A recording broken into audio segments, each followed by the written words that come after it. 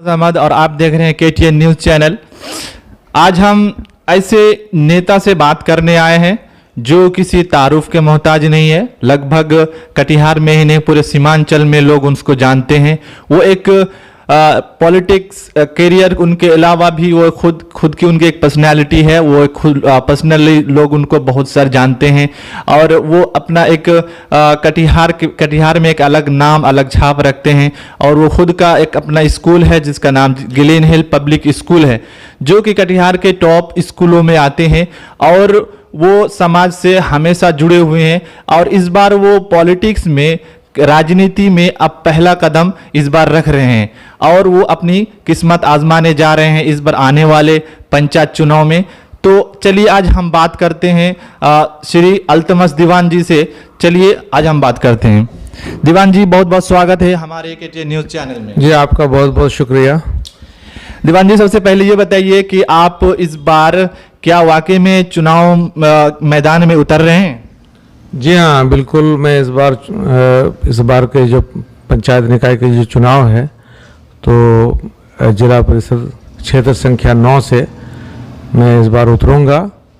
और इसके पीछे वजह है कि मैं कांग्रेस पार्टी से लंबे समय से सक्रिय रहा हूं, लेकिन मेरी सोच रही थी कि हमेशा विधानसभा स्तर की जो राजनीति है मैं उसको ध्यान में रख करके काम करता था।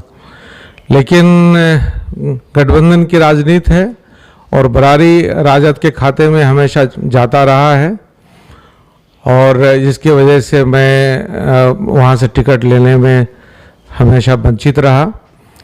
मेरी एक सोच है कि मैं अपना विधानसभा क्षेत्र बरारी और अपना विचारधारा से कभी समझौता नहीं कर सकता। मैं और दूसरी जगह जा सकता था, लेकिन मुझे बरारी से बाहर नहीं जाना है, बरारी में ही राजनीति करनी है। विधानसभा नहीं होने की वजह से मैं पंचायत निकाय में जिला परिषद के चुनाव में मैं इस बार आ रहा हूँ। तो ये बताइए दीवान जी कि आप इससे पहले भी मैदान में आ सकते थे या इसके बाद भी आ सकते थे, लेकिन एग्जैक्ट अभी आप मैदान में उतर रहे हैं कि क्या कारण है कि आप पहले नहीं आ रहे हैं? क्या अभी आपके लिए सही समय आया है इसीलिए आप आए हैं? मैं उम्मीद में था, मुझे ऐसा लगता था कि मुझे विधानसभा का टिकट मिल जाएगा, लेकिन जब नहीं मिला तो अब लगा कि राजनीति में रहना है, संगठन में रहना है और पार्टी को और मजबूत करना है, इसलिए मुझे पंचायत निकाय में उतरना ही पड़ेगा। और बरारी विधानसभा क्षेत्र से गत पार्लियामेंट चुनाव में हम लोग 30,000 से पीछे थे, तो संगठन को धारदार बनाने के लिए मेरी मौजूदगी वहाँ ज़रूरी है और इस नाते भी मैं जिला परिषद का चुनाव लड़ने जा रहा हूँ। तो चूंकि आप लड़ रहे हैं, इस बार पहली बार है और लोगों से आप मिल रहे हैं, दौरा कर रहे हैं, तो लोगों का क्या समर्थन, क्या उनका आपको सपोर्ट, कैसा प्यार मिल रहा है अभी? नहीं, बहुत अच्छा है। लोगों की सिंपैथी मेरे साथ है। लोग मुझे जानते हैं कि मैं विचारधारा से समझौता करने वाला नहीं हूँ और मैं एक ऐसा आदमी हूँ जो खुद के लिए राजनीति नहीं करता कि मुझे ये बना दो, मुझे वो बना दो, मुझे वो बना दो। हम लोगों ने समाज के लिए काम किया है, संगठन के लिए काम किया है और लंबे समय तक काम करते आ रहा हूँ। अब इस उम्र में जाकर, जब मेरी उम्र 50 साल से ज़्यादा हो गई है, अब इस उम्र में आकर के मैं अपना पहला चुनाव लड़ने जा रहा हूँ। तो असल में ये है कि हर जो भी नेता होता है वो अपना एक वही मुद्दा लेकर के आता है, शिक्षा स्वास्थ्य को लेकर के। हालांकि वो शिक्षा से बहुत दूर रहते हैं, क्योंकि आपका खुद का personally private school, public school है और आप हमेशा शिक्षा पे जोर दिए हुए हैं। तो शिक्षा को लेकर के आप सबसे पहला काम क्या कुछ करेंगे अगर आपको इस बार आने वाले चुनाव में जनता का आशीर्वाद प्राप्त होता है? तो आप शिक्षा को लेकर के क्या कुछ करेंगे अपने क्षेत्र में? देखिए, जिसको बोलते हैं रहनुमाई का मतलब ये होता है कि आप दूसरों के ज़िंदगी में प्रभाव डालिए। आपके किसी काम से किसी की ज़िंदगी अगर बेहतर हो गई तो आपकी रहनुमाई सही है। सिर्फ कुछ पद पे आ जाना और अपनी आमदनी बढ़ा लेना रहनुमाई नहीं कहा जाता है।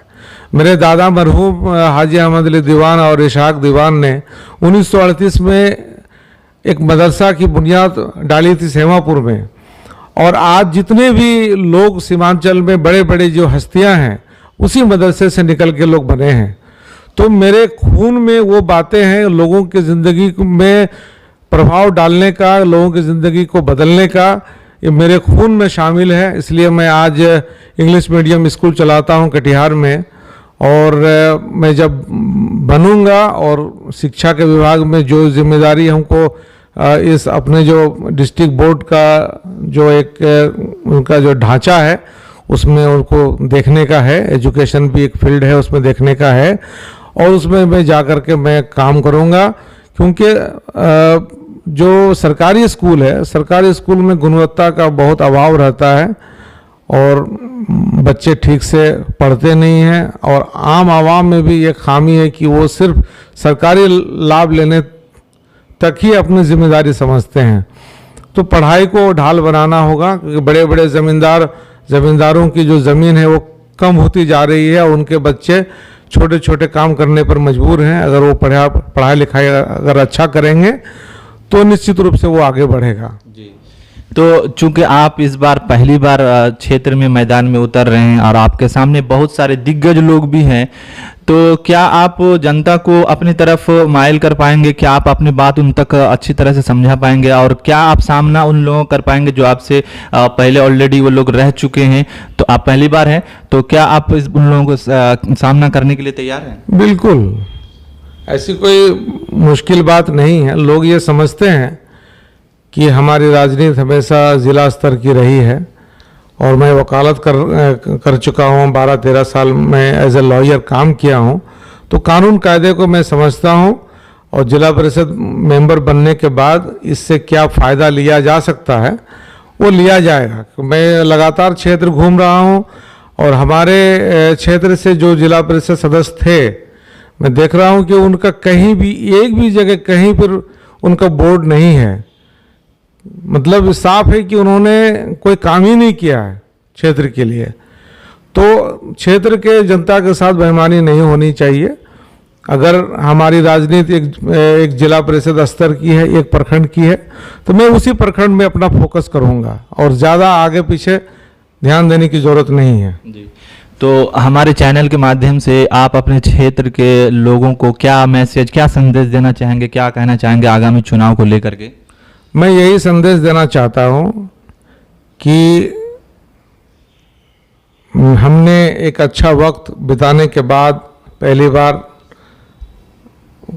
अपना फैसला लिया है कि मैं चुनाव लड़ूंगा, और मेरा फोकस सिर्फ बरारी है। मैं बरारी में रहूंगा और बरारी की जनता के साथ जुड़ा रहूंगा, उनकी समस्याओं का निदान कर पाऊँ इसके लिए पूरी कोशिश करूंगा। कि मैं कोई बड़ा प्रदेश स्तरीय और राष्ट्रीय स्तर का नेता मैं हूँ नहीं, और मैं अपना जो मेरा काम है बरारी के लोगों के बीच में रहना, उनकी समस्याओं को सुनना, उनको देखना, यही मेरा काम है। उसको मैं अच्छी तरह से करूँगा, यही मैं उनसे कहना चाहता हूँ। और सबको मौका मिलना चाहिए। हमने कभी अपने लिए राजनीति नहीं की, हमने समाज के लिए राजनीति की है, और इसको ध्यान में रखते हुए लोगों को मेरे साथ आना चाहिए, यही मैं कहना चाहता हूँ। धन्यवाद दीवान जी, हमको समय देने के लिए, हमसे बात करने के लिए। बहुत बहुत शुक्रिया आपका, बहुत बेहद शुक्रिया। आप मेरे पास आए और हमें अपनी बात रखने का मौका दिया। धन्यवाद। बंद कर दीजिए।